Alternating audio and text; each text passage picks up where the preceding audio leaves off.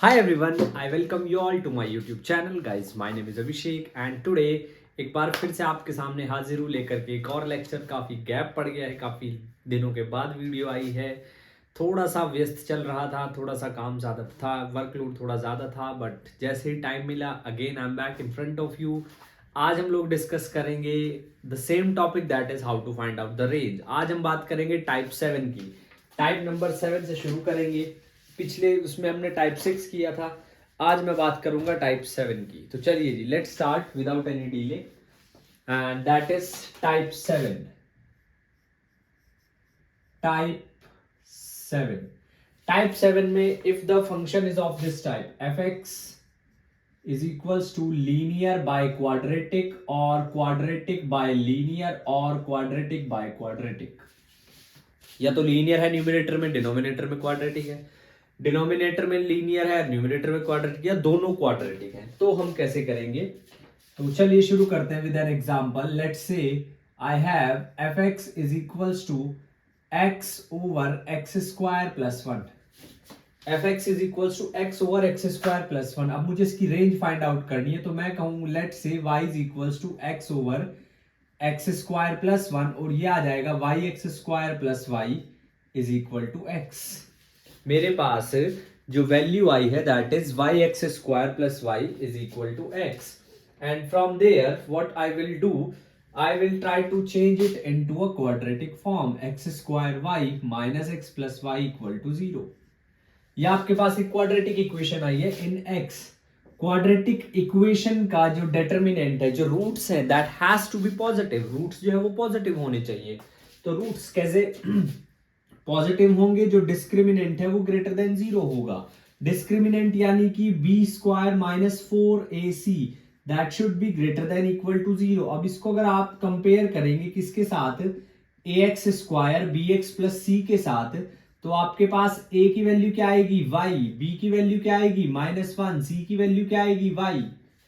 तो चलिए जी, b square यानी कि -1 का square -4ac that should be greater than equal to 1। बहुत ही सिंपल सा और सरल सा काम है।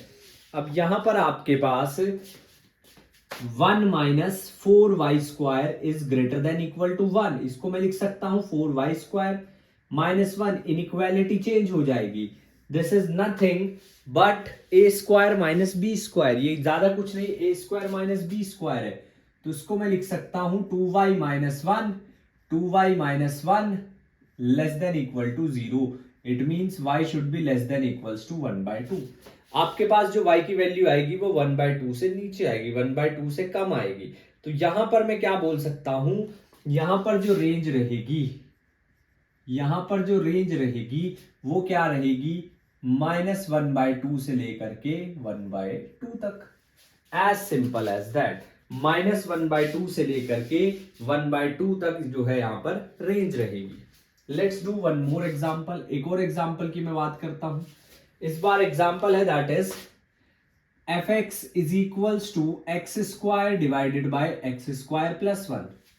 F x is equals to x square divided by x square plus 1। ये है मेरे पास। मैं y के इक्वल इसको लेट कर लूंगा X square over x square plus 1। ये आ गया आपके पास Y x square plus Y is equal to x square, और ये आ जाएगा X square Y minus 1 plus Y is equal to 0। Again we got a quadratic equation. दोबारा फिर से हमारे पास क्वाड्रेटिक इक्वेशन आ गए। क्वाड्रेटिक इक्वेशन के लिए जो डिटर्मिनेंट है वो 0 से ज्यादा होना चाहिए। अगर आप इसको बहुत ध्यान से देखेंगे, we don't have the term which consist of x। जैसे वहां पर x के कोरस्पॉन्डिंग ये b है, यहां पर ये -1 था, यहां पे x के कोरस्पॉन्डिंग कोई टर्म नहीं है। आपके पास a कितना है? y -1। आपके पास b कितना है? सॉरी 0। आपके पास c कितना है? y। As simple as that. तो यहां से आप 0 -4ac that should be greater than equal to 0। Negative को थोड़ा सिंप्लीफाई करूंगा, 4y square minus 4y less than equal to 0। As simple as that. 4y square minus 4y less than equals to 0, और यहां से 4y common, y minus 1 less than equal to 0। It means y minus 1 equal to 0 और 4y equal to 0। आपके पास y की value 0 आई है, आपके पास y की value 1 आई है। तो यहां से आपके पास जो रेंज आएगी, रेंज कितनी आ जाएगी आपके पास, close interval 0,1, that is the range. ये आपके पास रेंज आई है, दैट इज द रेंज।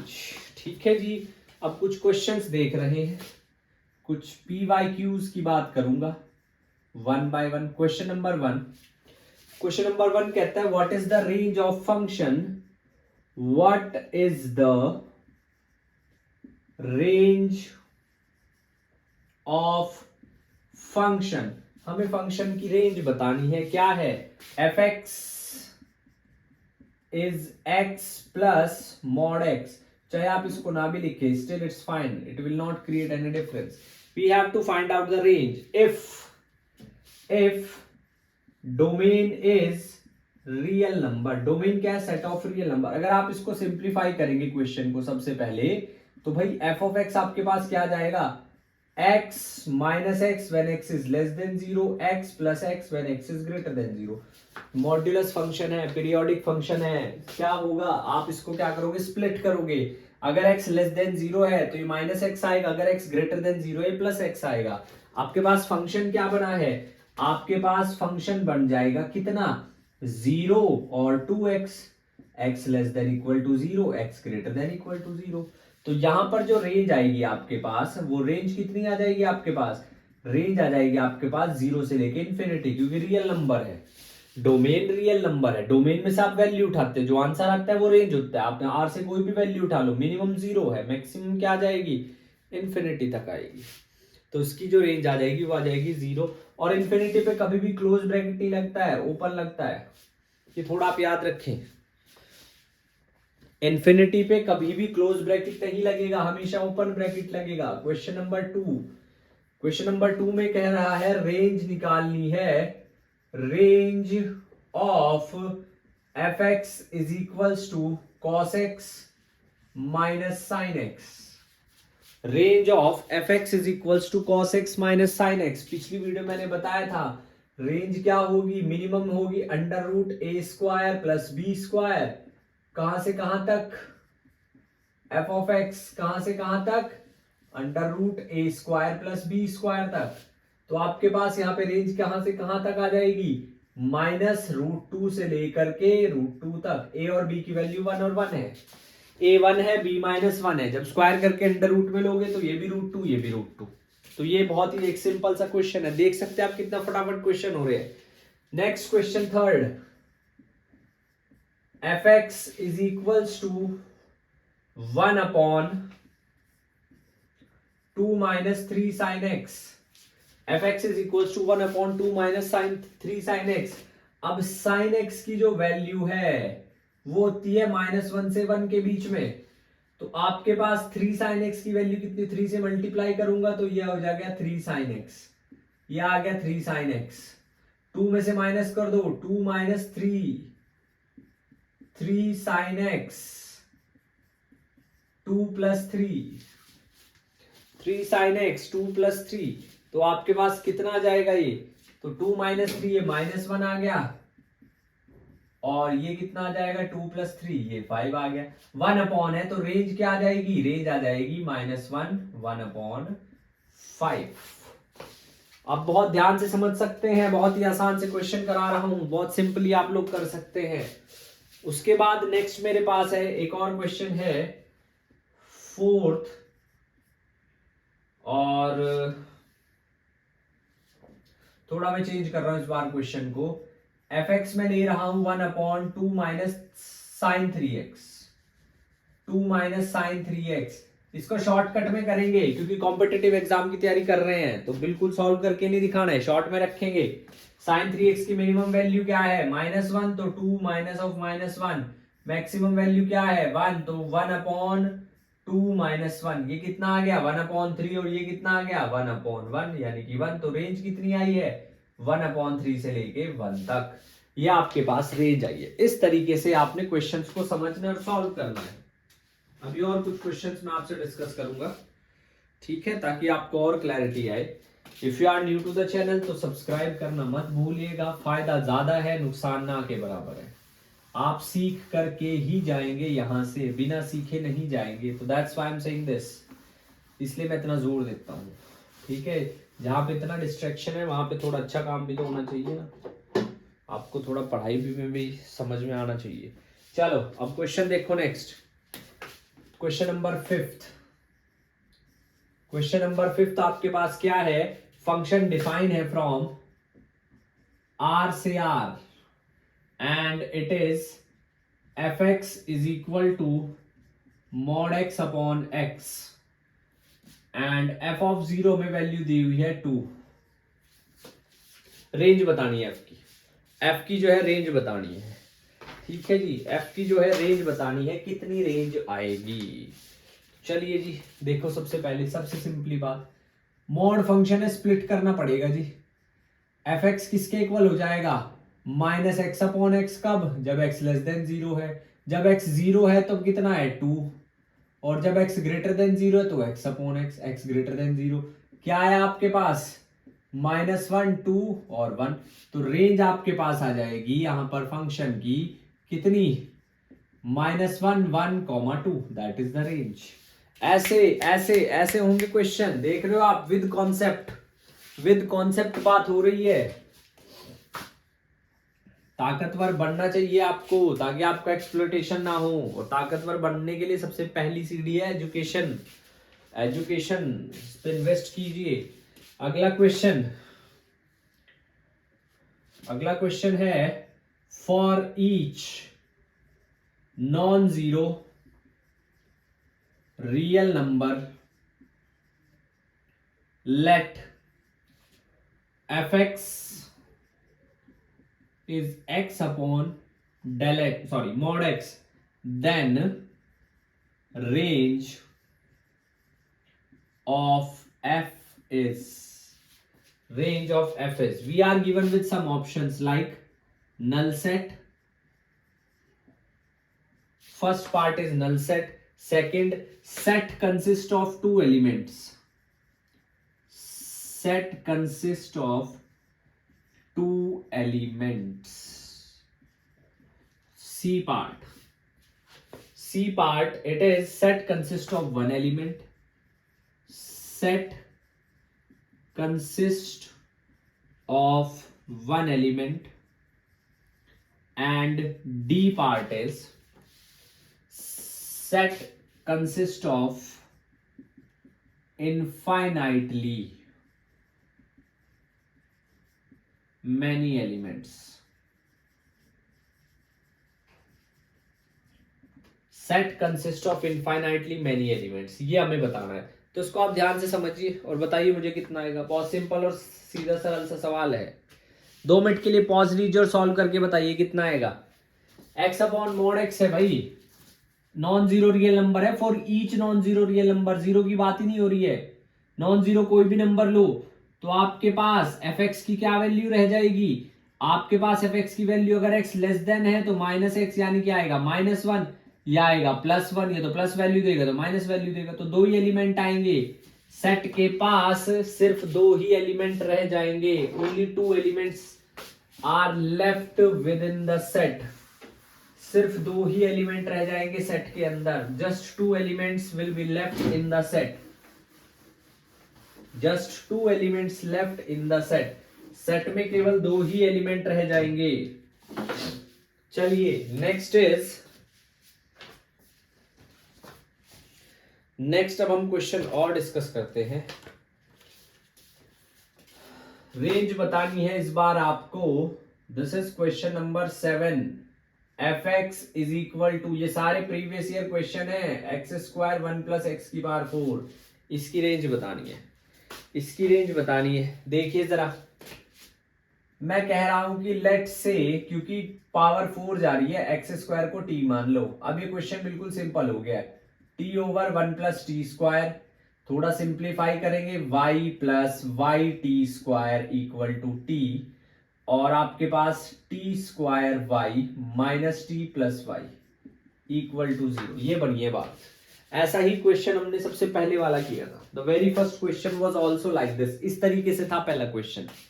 तो यहां पर आपके पास अगर आप ध्यान से देखेंगे तो a की वैल्यू कितनी है y, b की वैल्यू -1, c की value y, discriminant should be greater than equal to 0, -1 का square plus 4ac greater than equals to 0, and from here I could say that 1 plus 4y square should be greater than equal to 0.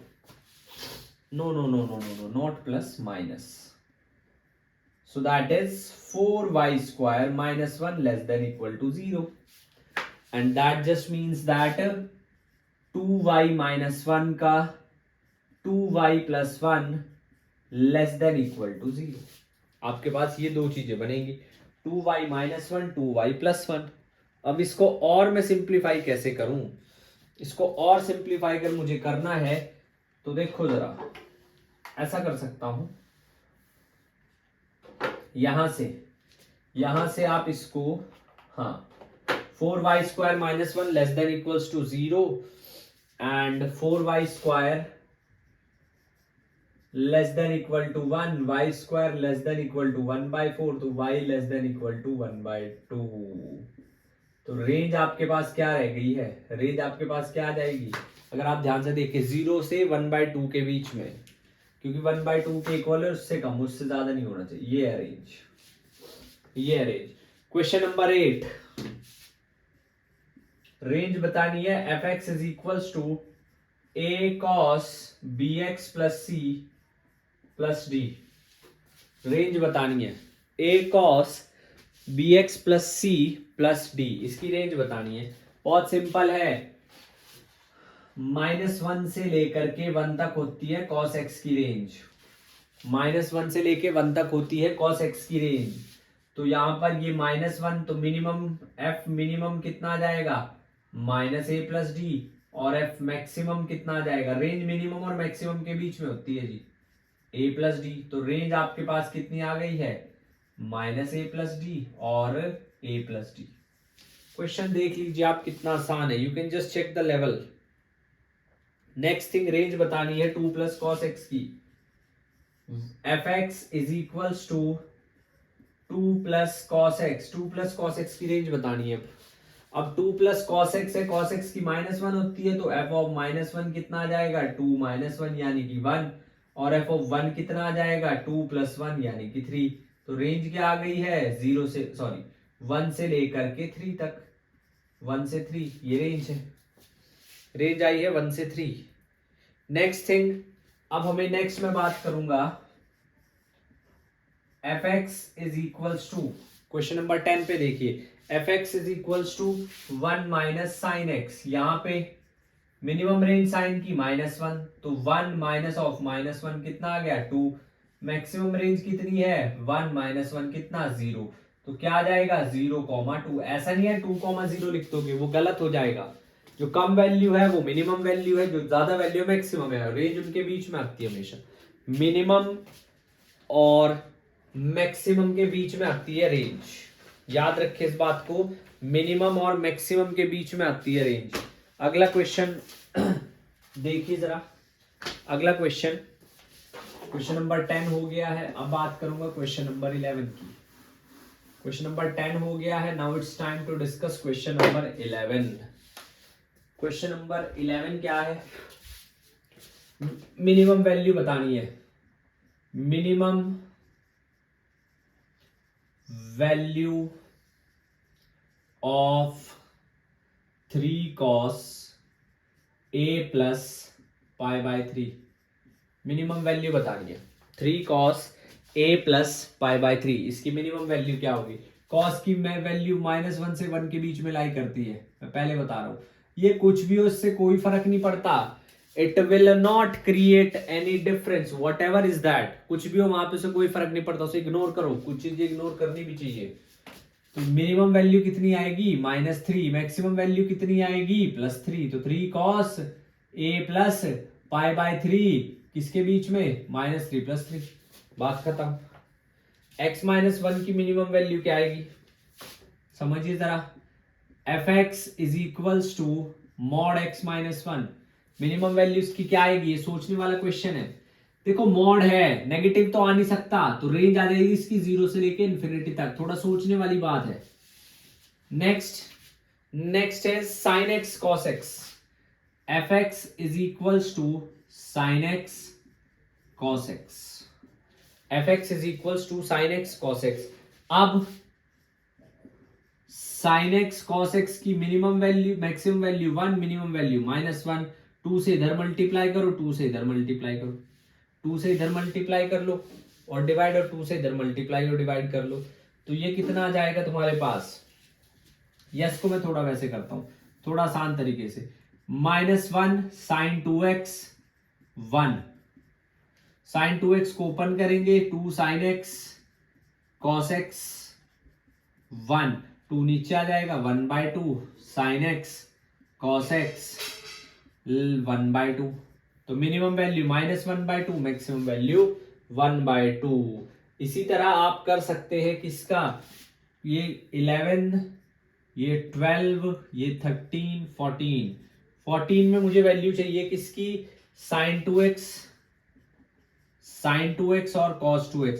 इसको भी ऐसे ही करेंगे sign 4x से, तो इसकी minimum value कितनी आ जाएगी, -1/2, maximum value 1/2, minimum value -1/2, maximum value 1/2। ठीक है जी, क्लियर है बात। मैं 2-3 क्वेश्चन आपको होमवर्क के लिए लिख के देता हूं, उनको ट्राई कीजिएगा, मैं डिस्कस करूंगा नेक्स्ट लेक्चर में। ठीक है जी, तो चलिए जी, क्वेश्चन है maximum value of 1/10x cot x, x लाई कर रहा है 0 से π/2 के बीच में। पहला क्वेश्चन ये है। दूसरा क्वेश्चन है, एक फंक्शन डिफाइन है a से लेके r तक, a है हमारे पास 1,4, fx है मेरे पास कितना, x² - 4x + 5, रेंज बतानी है, yes, so that is the question. ये हमारे पास सवाल है। आई होप आपको रेंज निकालना, डोमेन निकालना क्लियर हो गया होगा। This was the 7th lecture of this relation and function series, and अभी और भी लेक्चर्स आएंगे। In the next lecture I will discuss about even and odd function. अगर इवन को ऐड करे तो क्या आता है, और सबट्रैक्ट करे तो क्या आता है, प्रोडक्ट ले तो क्या आता है, डिवाइड करे तो क्या आता है, इंटीग्रेट करे तो क्या बनता है, डेरिवेटिव ले तो क्या बनता है, ऑल दीज थिंग्स, इन सब पे बात होगी। And if you genuinely want to study, I think that is one of the best place that you could visit. It's free, totally free of cost. Share it with your friends as much as you can, क्योंकि सीखने की और सिखाने की दोनों चीज की कोई उम्र नहीं होती, मेरा ऐसा मानना है। जब तक आप लर्न करते रहेंगे आप जवान रहेंगे। And first you learn, then you remove L, you will earn. Yes, that's it. So with that, this is Abhishek signing off. See you in the next video. Till then, keep studying, keep working hard, keep smiling, take good care of yourself. Thank you so much. Jai.